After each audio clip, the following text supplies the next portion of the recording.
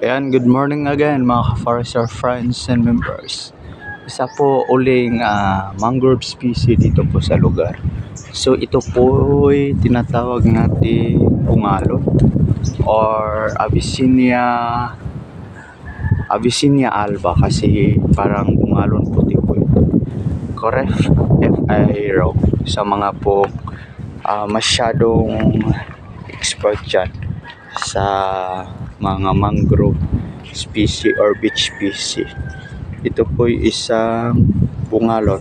Ayan po yung root system. Ayun, hindi po siya katulad ng ating bakawan dito sa kabila na madami po siyang root system.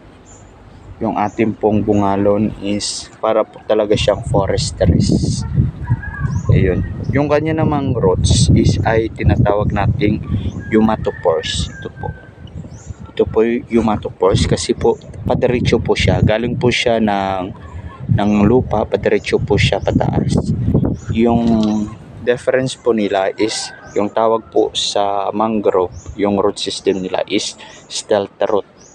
Yung bungalo naman is eumatopores. Ayan.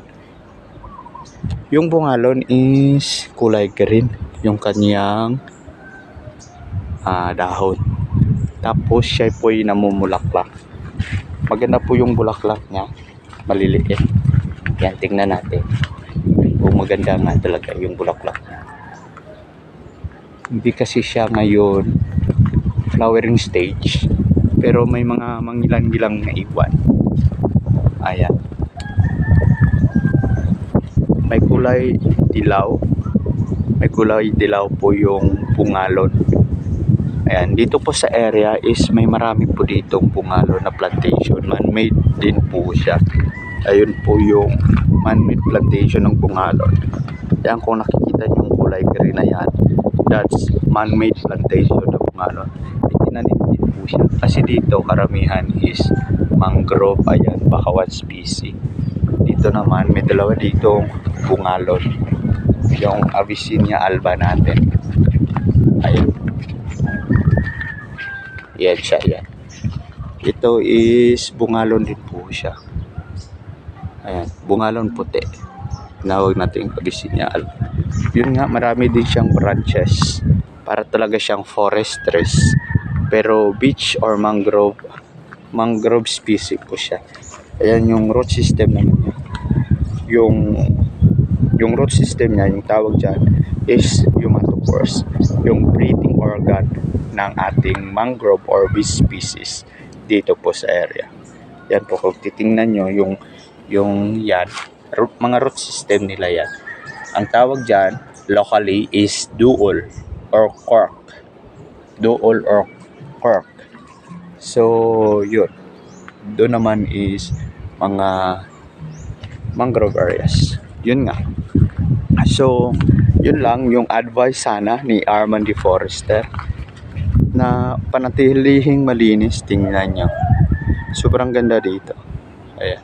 Kasi beach area ito. Tsaka low tide ngayon. Isa din kasi sa pangunahing pinagkukunan ng food for consumption ng mga tao dito sa lugar. Yes, pangunguhan ang mga kabibi. Kasi malapad yung area na kung mag-low tide, marami ka talagang makukuha ang mga shells, fishes, crabs, shrimp dito po sa area.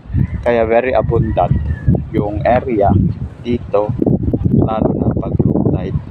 Kasi marami kang makukuha na consumption or magiging food or pwede yung magiging ulam. Dito pa lang sa area na to, marami na talaga.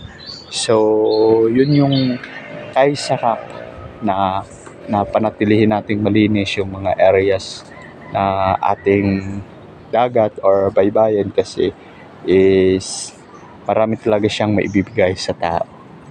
So, isa sa mga root system yung tinatawag ko kanina, ito po. Yan po ay eumatopores ang tawag po dyan.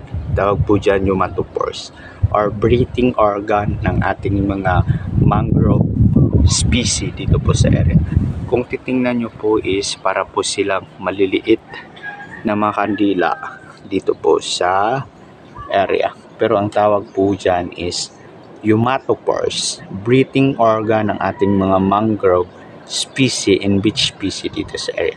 Sana po mayroon po kayong natutunan kay Arman D. Forester ngayong pong araw. Maraming salamat po sa masugid po na nanonood, mga sulit ka Forester friends and members po natin.